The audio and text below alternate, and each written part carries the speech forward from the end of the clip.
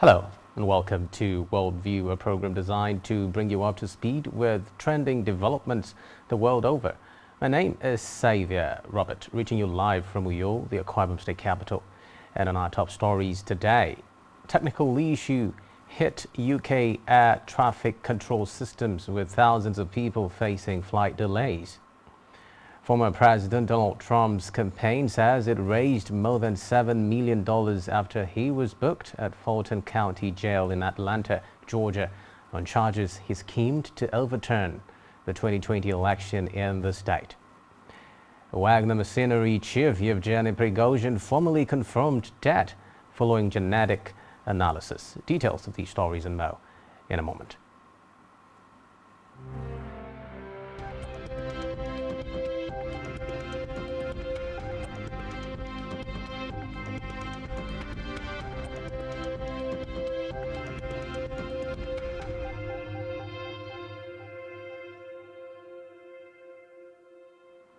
First on Worldview today, a technical issue has hit UK air traffic control systems with thousands of people now facing flight delays. Holidaymakers are stuck all over the UK and abroad, with the National Air Traffic Services (NATS) saying it had applied restrictions to traffic flow for safety. NATS said a technical issue was affecting its ability to automatically process flight plans. They added they were working to solve the issue as quickly as possible. Several airports across the UK and airlines including Ryanair, EasyJet, Wizz Air, Logan Air and Aer Lingus have all warned passengers of delays or cancellations to flights. In the US, former President Donald Trump's campaign says it raised more than $7 million after he was booked at the Fulton County Jail in Atlanta, Georgia, on charges he schemed to overturn the 2020 election in the state. Since appearing on Thursday to have his mugshot taken, the first time in U.S. history it happened to a former president, Trump raked in millions in donations. Spokesperson Stephen Chong said on X, the platform formerly known as Twitter. On Friday alone, Trump brought in $4.18 million, making it the highest grossing day of his campaign so far, according to Chong. The record haul underscores how Trump's legal woes have been a fundraising boon for his campaign, even as his political operation has spent tens of millions on his defense. Mounting legal charges have also failed to dent Trump's standing in the Republican presidential primary, with the former president now routinely beating his rivals by 30 to 50 points in polls. Away from that, Wagner mercenary chief Yevgeny Prigozhin was formally confirmed dead following genetic analysis, investigators said, as anger and questions over what caused his plane to crash earlier in the week continued to mount. Speculation that the Kremlin may have been involved in the crash has been rife, with the incident coming exactly 2 months after Wagner staged a mutiny against Moscow's military leadership. A spokeswoman from Russia's investigative committee, Svetlana Petrenko, said molecular genetic examinations have been completed as part of the investigation into the plane crash in the Tver region. And according to their results, the identities of all 10 victims were established and correspond to the list stated in the flight.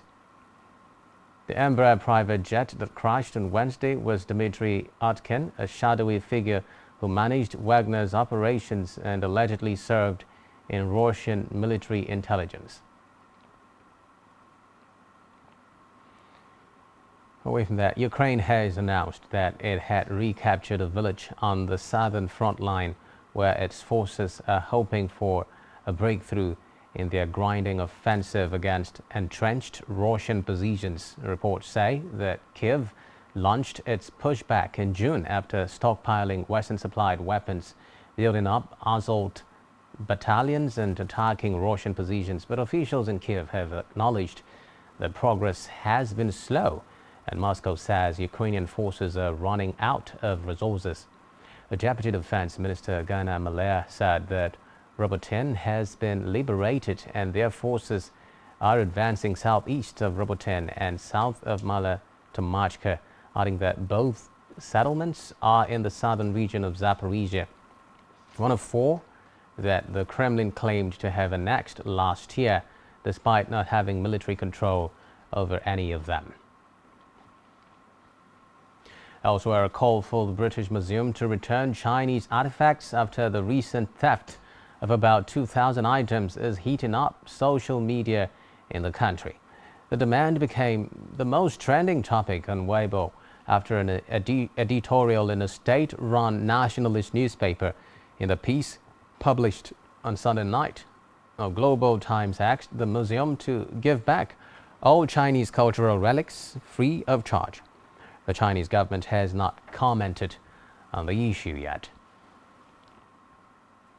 Away from that, now Japan has summoned China's ambassador after businesses were inundated by harassment phone calls following the release of water from the Fukushima nuclear power plant, with the country's Prime Minister Fumio Kishida saying stones were thrown at its diplomatic missions and schools in China. Last week, China banned all seafood imports from its neighbor after Japan began releasing cooling water from the stricken Fukushima plant in an operation that Tokyo and the UN's nuclear watchdog have said is safe. Since then, randomly chosen Japanese businesses ranging from bakeries to aquariums have reportedly received thousands of sometimes abusive crank calls believed to be from Chinese numbers.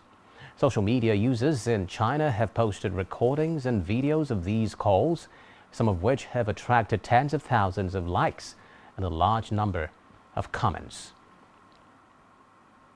Authorities in India's Uttar Pradesh state have sealed a private school after its teacher asked students to slap their Muslim classmate. Officials said Neha Public School was shut down as it did not meet the Education Department's criteria. The school's students would be shifted to a government school or other nearby schools, according to officials. Now, meanwhile, the teacher, Tripta Tyagi, has told media that she was not ashamed of her actions. The child's family has said he was beaten up for getting his times tables wrong. A video of Tyagi telling her pupils to slap their 7-year-old Muslim classmate at a small private school in Muzaffarnagar district went viral on social media at the weekend. Elsewhere, the United Nations says children have the right to a clean, healthy and sustainable environment, and governments must urgently act to ensure this. In a new report, the UN Child Rights Committee says that climate change is affecting children's rights to life, survival and development. It says young children are among the most vulnerable, yet their voices are rarely heard in climate change debates. Tuesday's report outlines new guidance for governments to follow. Drawn up the Islamic headscarf. Reports say that the right and far right had pushed for the ban, which the left argued would encroach on civil liberties. In a separate development, President Emmanuel Macron has said France's ambassador to Niger is still in the coup-hit Sahel country, despite an ultimatum from the new army leaders to leave his post. During a major foreign policy speech to ambassadors gathered in Paris, Macron confirmed that French envoy Sylvain Ite was listening in from Niger capital Niamey, despite being given a 48-hour deadline to leave the country last Friday. The president said that France and its diplomats have faced particularly difficult situations in some countries in recent months, from Sudan, where France has been exemplary, to Niger at the moment.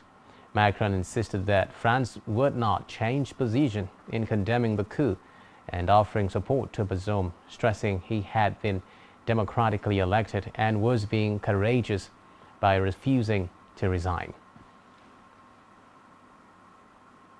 Meanwhile, the new military rulers in Niger ordered the armed forces to go on maximum alert, citing an increased threat of attack.